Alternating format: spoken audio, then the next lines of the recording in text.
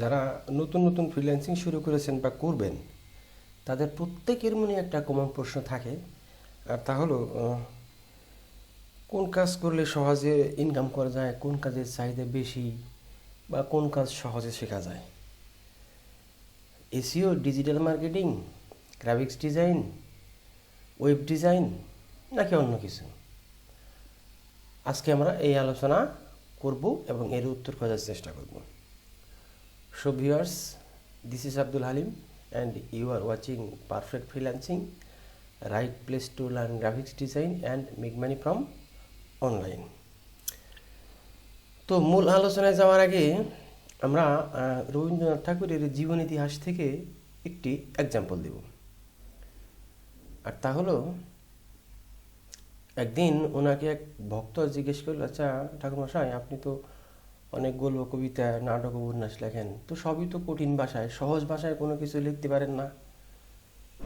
তো জবাবে উনি বললেন, সহজ করে বলতে কহ কেন যে, সহজ কথা যায় না বলা সহজে।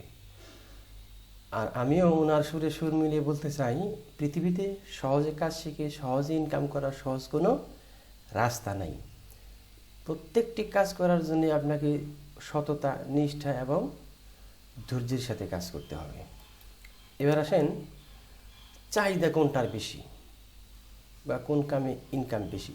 আগে আমরা কোনটা চাহিদা বেশি সেটাই নিয়ে আলোচনা করব। তো এটা নিয়ে আলোচনা করার জন্য আমরা একটা গল্পের অবতারণা করব। আশা করছি সবাই মনোযোগ দিয়ে শুনবেন। সেটা হচ্ছে যে, ধরেন আপনি একটা বসবাসযোগ্য বিল্ডিং তৈরি করবেন। তো এর জন্য আপনাকে প্রথমে কি করতে হবে বা কি থাকতে হবে? প্রথমে আপনার 1 খণ্ড জমি থাকতে হবে। তারপর সিটি কর্পোরেশন বা পৌর কর্পোরেশন থেকে অনুমোদন নেবেন। তারপর ইঞ্জিনিয়ার দিয়ে ডিজাইন করবেন, সয়েল টেস্ট করবেন। তারপরে আপনি রাজমিস্ত্রি, রড মিস্ত্রি, ইলেকট্রিক মিস্ত্রি দিয়ে এটাকে সুন্দর করে ডেকোরেশন করবেন। তো রাজমিস্ত্রি যখন ইট, বালি, সিমেন্ট দিয়ে বিল্ডিং বা ভবন বা স্ট্রাকচার যেটাই বলেন না কেন, সেটা খাড়া করার পরেই কিন্তু এর কাজ শেষ হয়ে যায় না। এর জন্য কি দরকার হয়? টাইলস মিস্ত্রি কী করবে? টাইলস বসাবে। রং মিস্ত্রি রং লাগাবে। ইলেকট্রিক মিস্ত্রি ইলেকট্রিক লাইন দেবে। প্লাম্বারের সেরিন্ডেশনের লাইন দেবে। তারপর তো আপনি বসবাস করতে পারবেন। তো এখন এই কাজগুলোর মধ্যে কোনো একটা কাজ যদি ঠিকমতো না করে কেউ, যেমন ধরেন আপনি সুন্দর করে বিল্ডিং বানিয়েছেন, পানির লাইন নাই বা পানির লাইন ঠিকমতো কাজ করে না, অথবা ইলেকট্রিক লাইন নাই, অথবা দেখা গেলো যে আপনি দেয়ালে রং করছেন, দেয়ালে হাত দিলে বা আপনার ওই গায়ে লাগলে, কাপড়ে লাগলে রং উঠে যায়, তাহলে জিনিসটা কেমন হলো?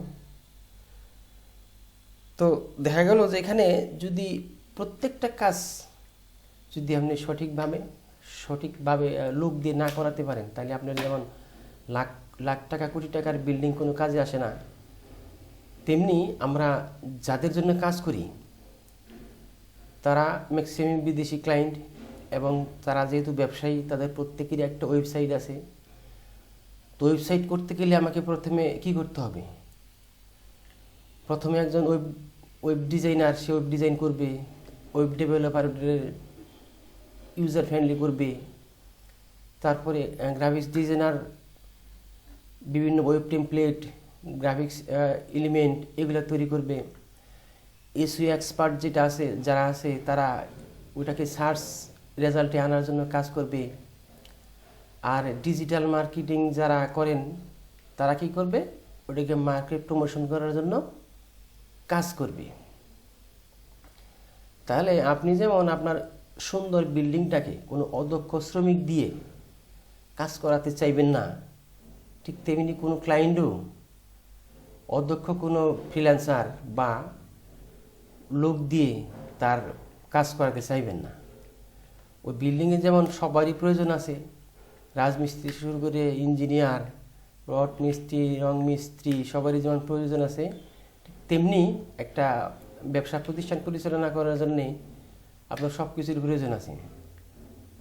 আপনার ওয়েব ডিজাইনের প্রয়োজন আছে, গ্রাফিক্স ডিজাইনের প্রয়োজন আছে, এসইও এক্সপার্টের দরকার আছে, ডিজিটাল মার্কেটের দরকার আছে। প্রত্যেকটার কাজ আলাদা আলাদা।